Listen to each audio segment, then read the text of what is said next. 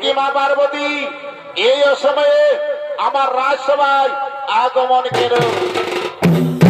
পিতা পিতা গো পিতা, আমার স্বামী কৈলাস ত্যাগ করে চলে গেল পিতা, আমার স্বামী কৈলাস ত্যাগ করে চলে গেল পিতা। এ কি মা পার্বতী, এ কি কথা আমার শেয়ালে মহাদেব কৈলাস ত্যাগ করে চলে গেলে। কিন্তু আমি বুঝতে পেরেছি তোমাদের দুজনের মধ্যে কিছু বিবাদ হয়েছে। বলো বা বলো, আমায় ফেলে বলো, কেন কেন মহাদেব কৈলাস ত্যাগ করে চলে গেলেন? পিতা পিতা গো পিতা, কৈলাসে আমরা দুজনে বাধা গেলি, আর সেই বাধা গেলা সত্যি মনে করি যে বাধা গেলায় যে হবে সে যা যাইবে তাকে তাই দেবে। আর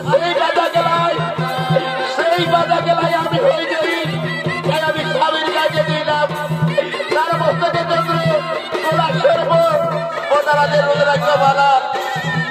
পিতা পিতা আমি আরো চেয়েছিলাম পিতা তার উপরে বছর, আর এই যে আমাদের বিবাদ পিতা, তাই আমার স্বামী কৈলাস ত্যাগ করে চলে গেলে পিতা, আমার স্বামী কৈলাস ত্যাগ করে চলে গেলে পিতা। এ কি মা পার্বতী, এ তোমার অসম হয়ে যাওয়া, এ যাওয়া তোমার কি ধরি যাও, এই রাজবাড়ির তোমার কোনো সাথে এই রাজবাড়ির ভিতরে যাও, তোমার আমি মুখ দখল করে যাই না।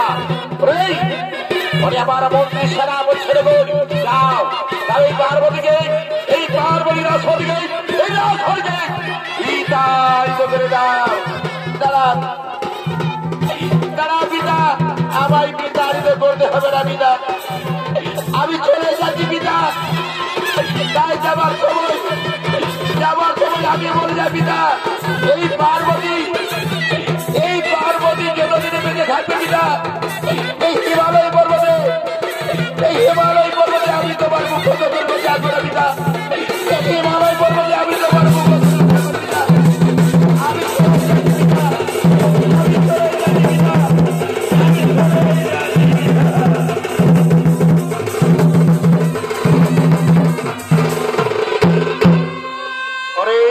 আমি আমার মন্ত্রী সেনাপতি সেরগর পার্বতী রাজবাসে আমার মন গোত্র বড় চঞ্চল, তাহলে মন্ত্রী সেনাপতি সেরগর যাও যাও, তোমরা নিজ নিজ আলয় গ্রহ আগমন।